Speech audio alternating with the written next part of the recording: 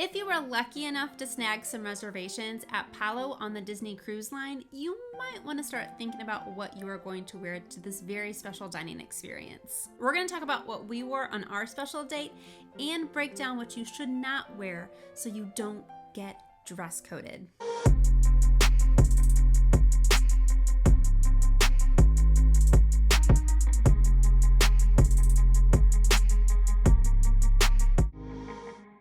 My name is Ashley. I am one half of Once Upon a Wardrobe, and we are actually an outfit planning service for magical vacations.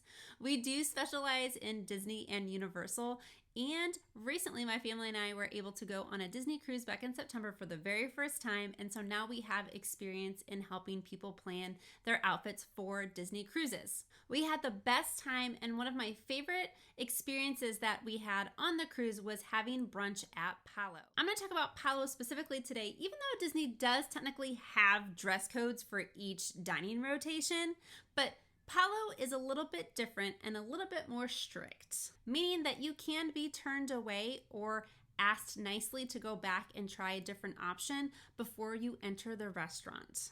I can break down the other restaurants and talk about what we wore for those in a separate video, but for now, we're just going to focus on Palo. When you book a Disney cruise, included in your price are 3 dining rotations. You have Animator's Palette, Enchanted Garden, and the Royal Table. And then if you're doing a 4-night cruise, then your pirate night is just in one of those locations, but it's pirate themed. All of that is included in your price. Palo is not. Palo is an optional dining experience. You pay extra for it. So when my husband and I booked it, we did the brunch and it was $40 a person. And we thought that this place might be a great opportunity to go on a date on the ship when childcare was available for free. So we started looking at our port days because we didn't have a lot of interest in getting off the ship at Nassau because we have young kids and there wasn't really a lot to do for kids our age at that port. So we planned to stay on the ship. So we checked and we were able to get a reservation for brunch on our port day. I will not recommend waiting until the last minute to book anything, but that's just how we roll sometimes. So as I did more research, I started to get a little bit more scared about what to wear. I started finding that you can get dress coded if you show up to your reservation and something is not fitting the Disney dining dress code policy. I was very stressed about this. So this is what I wore. It's just a dress from Amazon. I was a little bit nervous because of like the spaghetti straps and the little keyhole, but everything was fine. So what you can wear to this dining experience is kind of all over the place. When I started to ask Facebook groups what was permitted, I got a lot of conflicting answers. And really, I kind of think it's Disney's fault. You head to their website, they do have a little blurb about what is permitted.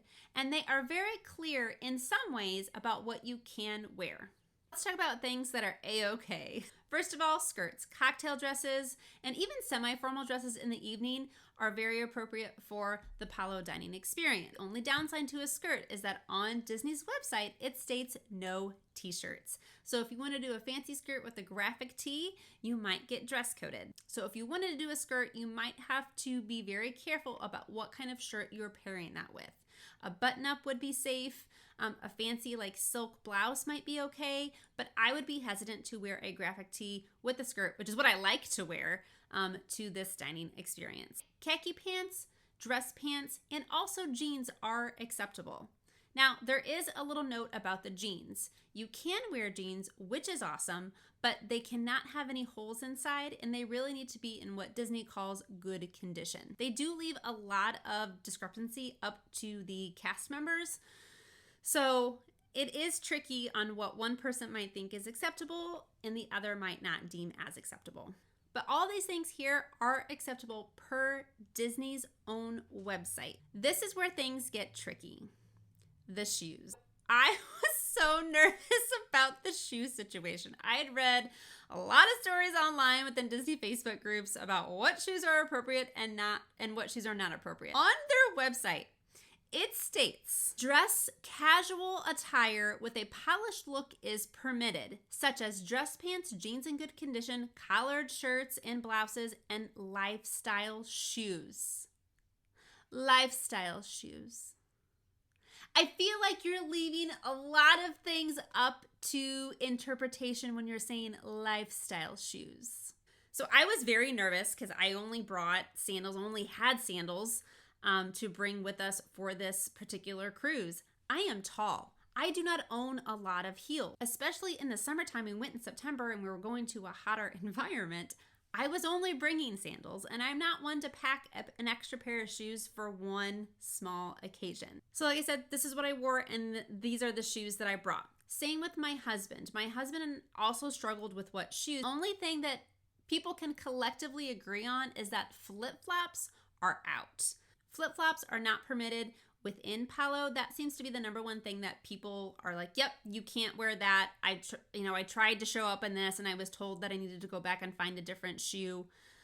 Don't ask me what happens if you don't have that shoe, because I don't know. And I don't want to give you false information because I didn't experience it. I have read different things. I've heard different things about what they have asked folks to do if they are not dressed appropriately or they don't have something they could replace it with.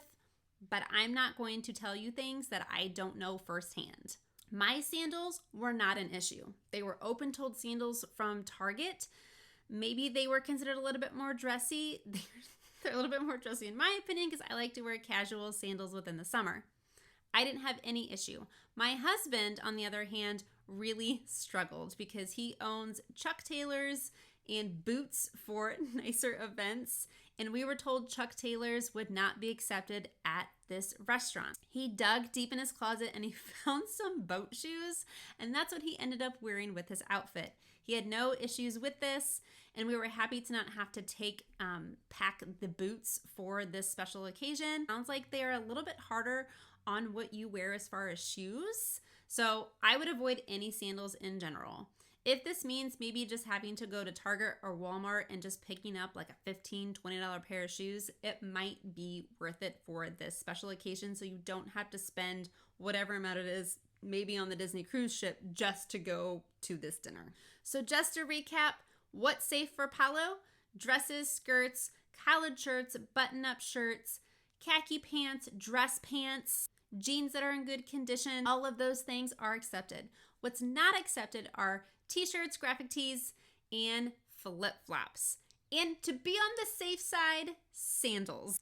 If you need any help, please reach out and let us know. We were so lucky to be able to have this extra experience and getting now the knowledge to help other people plan for this special day. And I do say special. As two busy parents, and we don't really have family that lives close to us, to be able to go on a day date and have built-in babysitting was amazing.